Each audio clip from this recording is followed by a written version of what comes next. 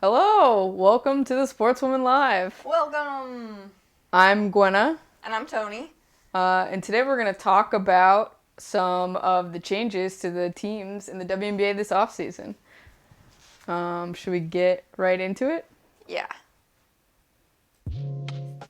Is this our first Sportswoman Live of the year? Yeah, the first of 2021. First of 2021. Welcome. Happy New Year. Yeah, we're going to try to do these every other week and write the newsletter in between. Yeah, and if you don't subscribe to the newsletter, you can go ahead and go to bit.ly/capital T the dash capital S Sportswoman. All right, but let's get into the news of the day. So we were going to talk about what our favorite free agency moves are. So what's happening right now in the WNBA is the free agency period is open, which means that players that aren't on contract with certain teams can either re-sign with their teams or move to different teams. And basically what that means is it creates a lot of juicy drama. Gossip, yeah. So the teams are switching up a ton, which is super fun. Or stressful. Yeah. I think it's very stressful. I don't like the free agency. Yeah, it's super fun if your team gets the players you like, and and it's super sad when the players that you like bail and go to another team. Yeah. So Toni, what is your favorite free agency move? All right. I don't have a favorite move. I have 3 of my unfavorite moves. Okay. So these are moves that I do not approve of. And the first 2 Liberty players, Kia Nurse and Megan Walker, they have left the Liberty and they are going to Phoenix. I just saw that Kia Nurse wrote a piece about why she's excited to go to Phoenix, so I'm looking forward to reading that after this Sportswoman. So I'm bummed about that. I'm freaking bummed that Kayla McBride is leaving the Aces and going to the Lynx. The Aces they are my favorite team, and I'm bummed that they're not all going to be coming back, you know? Yeah. If Liz Cambage, who's still a free agent, she has not re-signed or moved, if she doesn't come back, I will cry. Yeah, I'm very worried about what's going to happen at Sportswoman headquarters if Liz Cambage doesn't return to the Aces. Yeah. Yeah. These are both good moves. I'm also bummed that Kia Nurse is leaving the Liberty because she's just been. She feels like a Liberty player. Yeah. She's like a Liberty top scorer, a fan favorite, one of our favorites. But I think that she'll be really fun on this Phoenix team. Yeah, I think Phoenix is gonna be unreal. Yeah. Maybe title contenders now with this they have an all-star starting 5. Yeah. I guess it's good.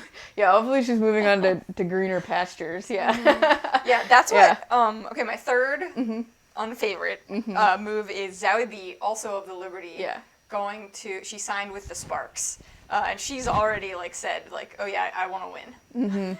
She's done with the Liberty flailing. Yeah, I didn't pull up a link for Zowie B, but yeah, I'm similarly bummed about the Zowie B move. But I also think if you want to win, don't go to the Sparks right now. Right now? Yeah, stay with the Liberty. Because the Sparks, spoiler alert to my favorite free agency move, just lost their superstar. And I don't know, things seem like a mess in LA. So LA's the new Dallas, I think. You heard it here first, folks. LA's the new Dallas. My favorite free agency move. So Candace Parker, after 13 years with the Los Angeles Sparks, their franchise player is moving on to the Chicago Sky. Looks like the image broke. Great image.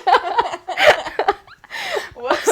We're still figuring this out a little bit, so we'll get through the visuals kinks as we go through here. But this is super interesting that after that long in LA, Candace Parker's leaving, and now she's joining I think that Chicago's the instant title favorite because they have now Candace Parker, Courtney Vandersloot, her wife Allie Quigley. The wives. Diamond DeShields, Ashley Stevens. I mean, she's joining an incredible Chicago team, so I think that's gonna be really fun. She's from Chicago, so she's returning home. That's a fun element to it. Yeah. And I think this is great for player empowerment on the women's side because she didn't like Coach Derek Fisher, which seems understandable. It's crazy that he's in a coaching position on a women's team. Yeah. And they like gave him a promotion, and she was just like, okay, bye. Right. Yeah. Yeah. As she should. Yeah, as she should. So get out of there. Have fun, that would be. Yeah, so interesting free agency for the Sparks. Cool free agency for Chicago. Excited to see where that goes. Yeah, there's still some free agents out there, so there might be even more changes coming in the next I should have looked up ahead of this broadcast when free agency ends, but yeah, I think soon. soon. One thing, actually, one other thing I want to bring up that I saw a bunch of players tweeting about how, like, oh yeah, there's so many moves happening this free agency period, and that's because of the changes made last year that the Players Association negotiated. Right. In their bargaining agreement. So now I think there's like higher salary caps, and so players are like moving around to sort of like get money. Yeah, get money. Yeah, that, so my other favorite free agency move is another departure from the Spark. Oh, that's the wrong link. Where's my link? Here we go. Chelsea Gray, who left the Sparks and signed with the Las Vegas Aces. Right, that should be good. Yeah, this is who's going to be replacing Kayla McBride and Tony Cover Your Ears, but I think this is an upgrade for the Aces.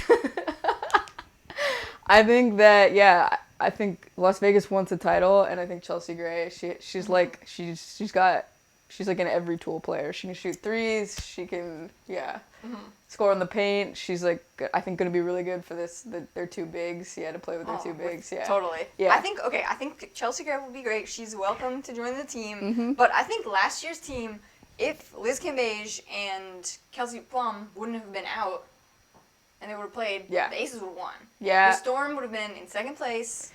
Yeah, it's a shame that we'll never get to see like what that Aces team could do. That team was so good. Yeah, they were really good. I mean, most of that team's coming back just with the addition of Chelsea Gray, which I think is awesome. And hopefully Liz Cambage. Yeah, so they better win. I'm rooting for them. Yeah. I think we could safely say the Sportswoman prediction now for the finals is Chicago versus Las Vegas. Yeah, I think you're right. Yeah, so we'll put that in stone. Lynx, maybe third place? Maybe, or Liberty. So last but not least in our discussion of free agency, we're going to talk about what the Liberty have done. So they've lost two of their sort of pretty veteran players, even though they're fairly young in the league. But they had a pretty splashy free agency signing with Natasha Howard. So Natasha Howard just won the WNBA championship this year with the Seattle Storm, and she was the 2019 Defensive Player of the Year. Yeah, and the Liberty needs some defensive help. And I've seen like people talking about how she wanted to get out of the Storm, I guess, to shine a little more in her own light, which I think could be really cool, and maybe the Liberty are the perfect place to do that. Yeah, a good match. Yeah. So I think I'm going to be very excited to see this Liberty team this year. They signed her and Samu Whitcomb, who's a three-point specialist from... also from the Storm, right? From the Storm, yeah. So we lost some favorites on the Liberty, but maybe found some new favorites.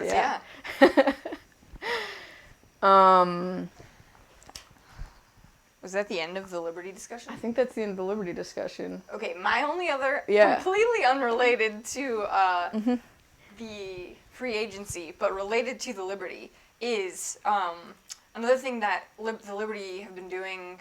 Jocelyn Willoughby, she started a book club, and so she's just like leading like a book club that they partnered with a local bookstore in Brooklyn, and they're hosting Zoom discussions with like people in the community, and that's like super cool. I don't know if other teams do stuff like that. I'm sure they probably do, but I think that's a really good like community initiative to talk about race and racism, and it's not about sports. It's like sort of connecting to something else she loves. That's really cool. I think the Liberty have been doing a ton of cool stuff like this.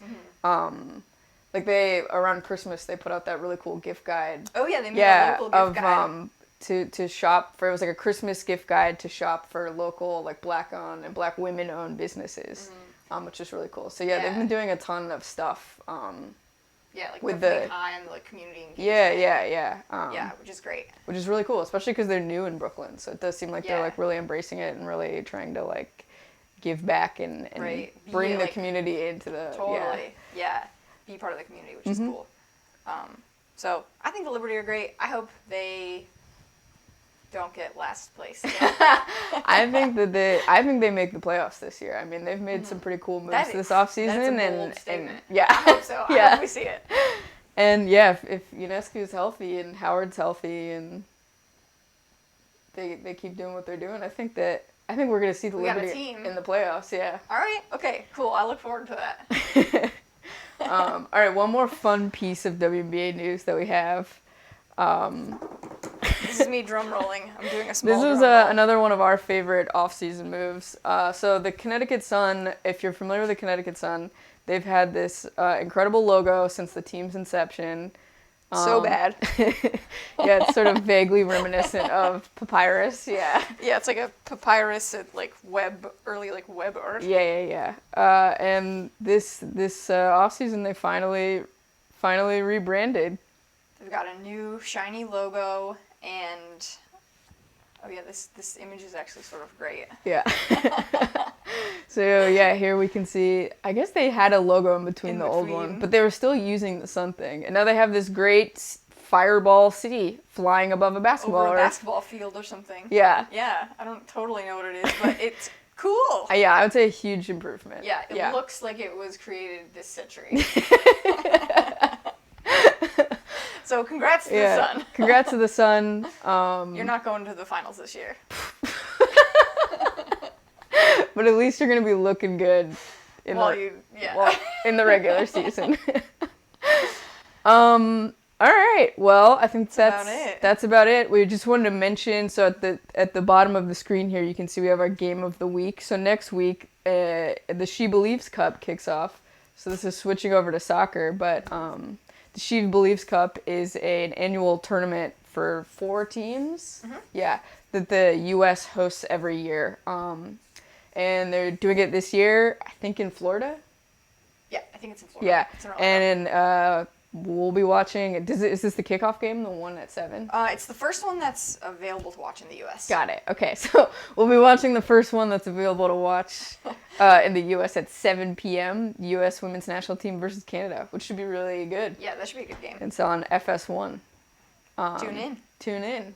We'll be watching, and we'll discuss it in the newsletter, which we'll be sending out next Friday. They got to come up with a new name for that tournament. Yeah. Every year we ask for this. A small change. Yeah, like we said, we're gonna do the live streams every other week, and then in between that we have the newsletter, which will come out on Friday afternoons as well. I think. Yeah. Hopefully. Yeah. So bit.ly/the Sportswoman. We'll put it in the chat. Yeah. All right. Well, thanks for tuning in. Thanks. Watch some sports.